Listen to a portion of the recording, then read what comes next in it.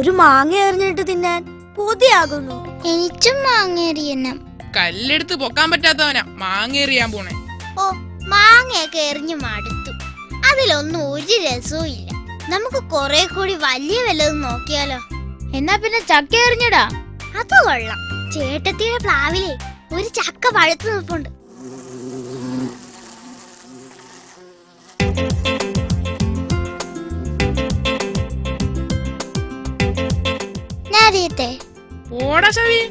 എന്നിട്ട് വേണം നമ്മുടെ തലകുളിയാൻ. എറിഞ്ഞിടാൻ പറ്റില്ല. നമുക്ക് കേറി പറിക്കാം. ഏണിയില്ലാതെ എങ്ങനെ കേറും? ഒരു വഴിയുണ്ട്. ഇതുകൊണ്ട് എന്നാ ചെയ്യാനാ? ഒരു കല്ലിൽ ചരട് കെട്ടി മരത്തിലോട്ട് എറിയാം.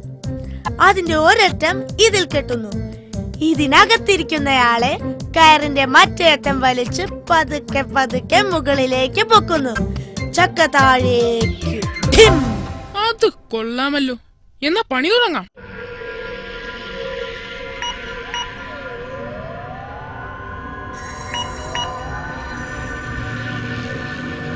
ഇതാ നമ്മുടെ ബഹിരാകാശ പേടകം ചക്കയെ ലക്ഷ്യമാക്കി കുതിക്കാൻ ഒരുങ്ങിയിരിക്കുകയാണ്.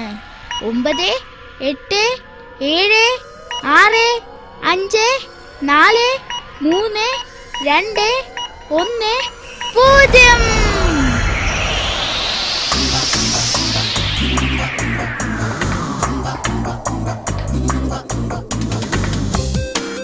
നമ്മുടെ ധീരനായ കോസ്മോനോട്ട് ബോബൻ ഗഗാറിൻ പേടകത്തിന്റെ കയറുകളിൽ അള്ളിപ്പിടിച്ച് ധീരനായിരിക്കുകയാണ്.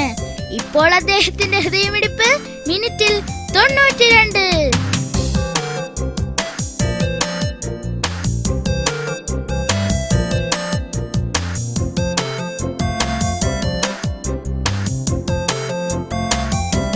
ഒറ്റ എണ്ണത്തിന് വലിച്ചാൻ അറിഞ്ഞൂടാ. ഞാൻ ഒറ്റച്ചു വലിച്ചാനെ. നീ പോടാ.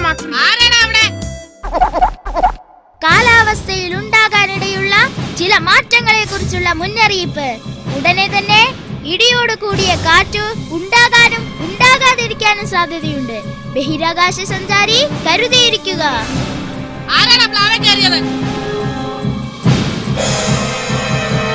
എല്ലാത്തിനും ഞാനൊന്ന് കൊല്ലും. വന്ന പ്ലാവേലായ കളി.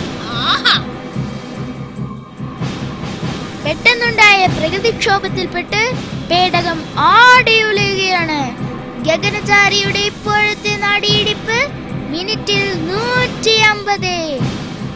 അയ്യോ, ഓടിക്കോ ഓടിക്കോ. ആരും പോകരുത്.